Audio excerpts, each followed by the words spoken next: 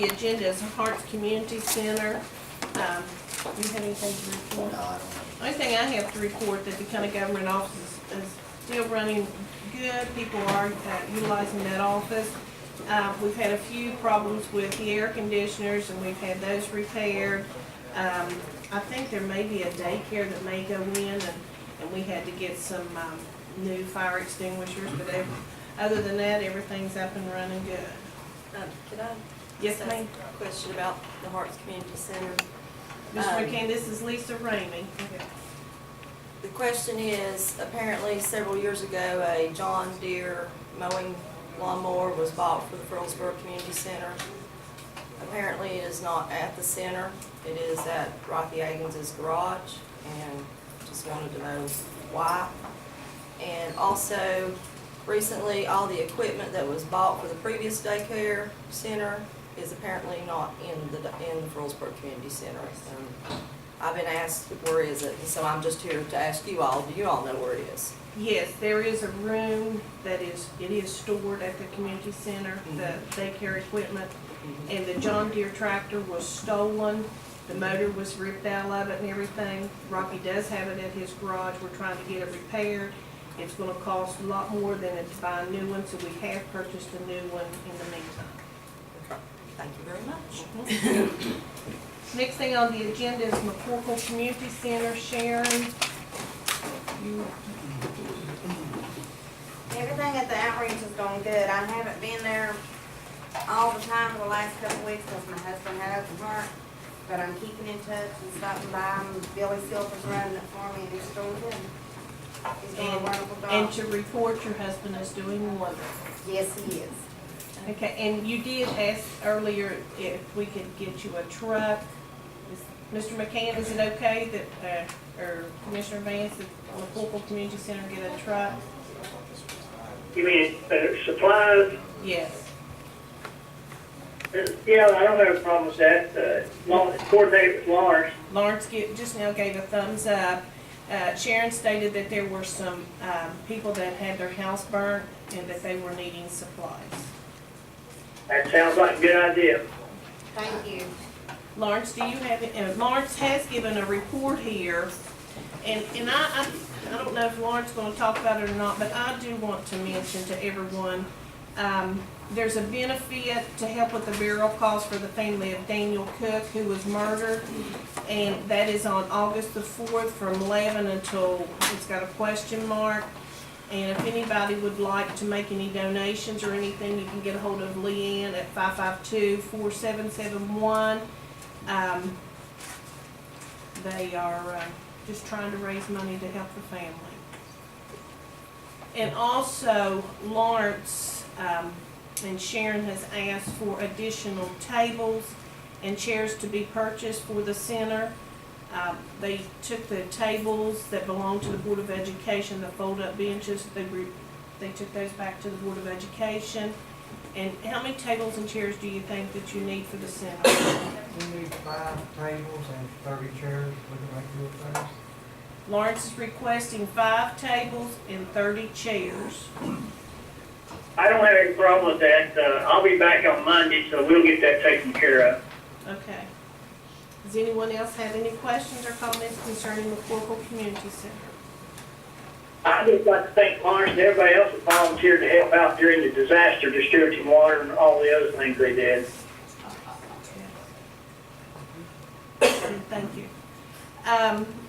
Next thing on the agenda is the Healthy Initiative. We haven't had our final weigh-in is because I wanted to have the final weigh-in when we had our picnic out here, and so we need to come up with a date on when we want to give the our picnic here at the courthouse. So when you come back, maybe you and Commissioner Vance can get together and come up with a date. Yeah, that'll work. I don't have my calendar with me. That'll work. Okay. Next thing on the agenda is the judicial annex. Judy, on the health initiative, maybe mention about the statewide meeting next week. Yes. I don't know if you received any information on that or not, but the statewide is, West Virginia Association, the Charleston Gazette, anybody with the Mud River Volunteer Fire Department here, that's gonna be a big, and they had called Katie Long from the Charleston Gazette, said she had talked with Commissioner Vance concerning what Mud River Volunteer Fire Department was due. The state is going to have a seminar, and they're bringing in people to try to increase the healthy issue throughout the state of West Virginia. And they have invited Lincoln County to go up there and let them, the other state, the members of the state, know exactly what Lincoln County has been doing to try to promote healthy in the workplace. So, and that's on Monday and Tuesday What at the dates? Embassy Suite, 23rd and 24th of July at the Embassy Suites. Okay, next thing on the agenda is the judicial annex. Question. Just for public information, we've been working on this, for the last 3 or 4 months, and taking proposals and having each checked and all this kind of thing, and everything seems to be in order. The only issue we have before us, I think, is the church board still is requesting an amount of $575,000. I believe Judy has a letter to that effect, and that's beyond what we can put into this. Although we feel we need the property, we need the facility for the judicial annex, but I just don't think we can come to that agreement. So I guess what we had before us is to offer a final offer in amount to purchase it in amount of $500,000. I'd entertain a motion to that effect. Commissioner, we have a question here from the clerk. Okay? The study that was done by E.L. Robinson Engineering listed all the deficiencies.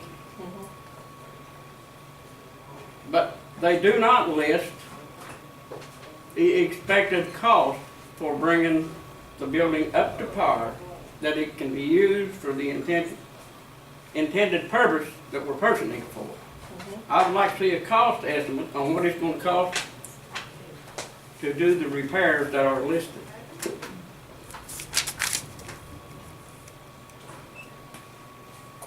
all I have. I think all we have is we don't have a detailed list. We do know that there's some electrical issues, asbestos issues, general construction part of the new elevator. But we anticipate between $250,000 and $300,000 to bring it into usable condition.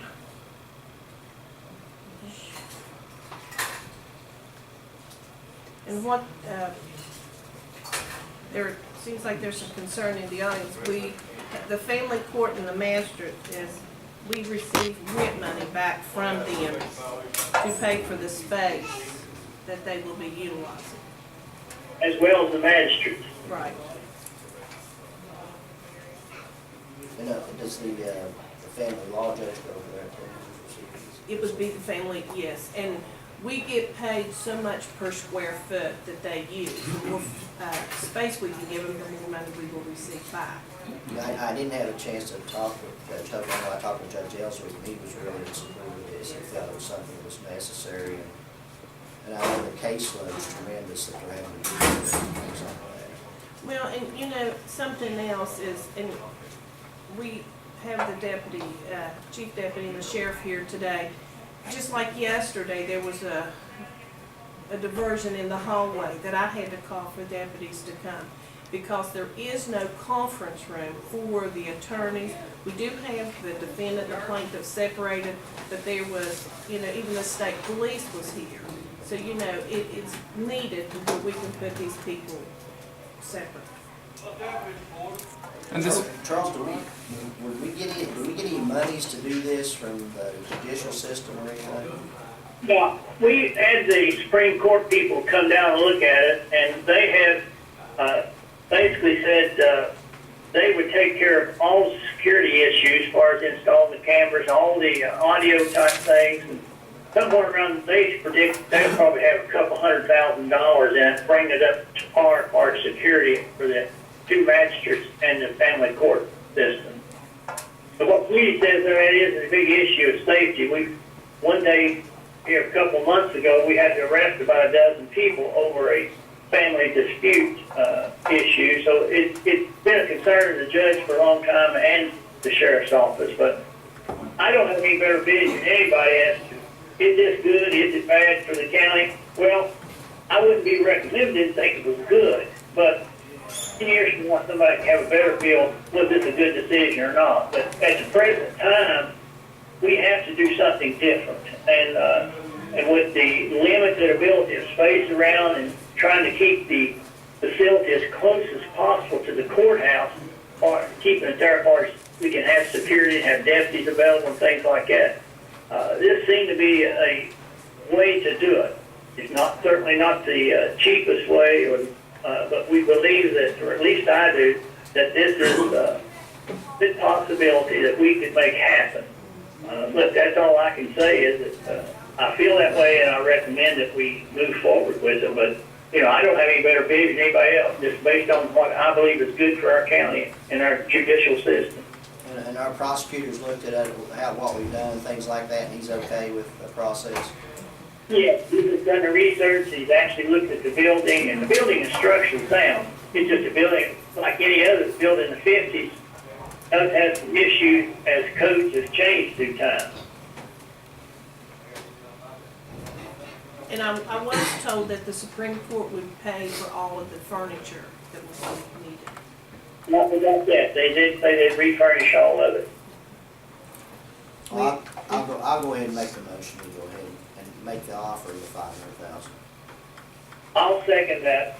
We get all yes vote, motion carries. And they may reject it, I don't know. It's the best we can do.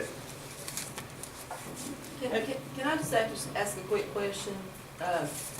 Did you all look at other properties around here close by to the courthouse, or just purchasing land to build a building? Because if the cost is $500,000 and it's gonna cost $250,000 to $300,000, that's $800,000.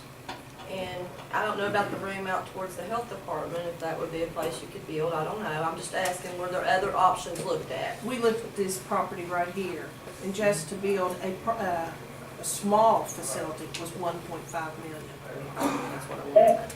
And also, that's a good question, Lisa, but also about 2 years ago, we had an engineering firm to design out in the parking lot a facility that was needed to have a judicial annex, and it came in at somewhere over $5 million.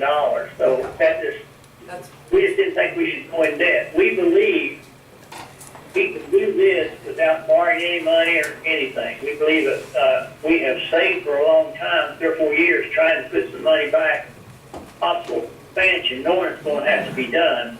And we will continue to seek for grant money and things out there, but there's not much. We've looked everywhere, but the idea of trying to build something somewhere else, that was our first thought. I'd much rather have a modern building to put the whole judicial system in, but we just could not afford that. And as Judy said, we did look across the street, putting in a smaller facility, but that was, in our opinion, just still a great amount of money, and still we're going to lose all of our parking. We believe with the purchase, we save our parking and also get a facility we can use for less money. Thank you. Okay.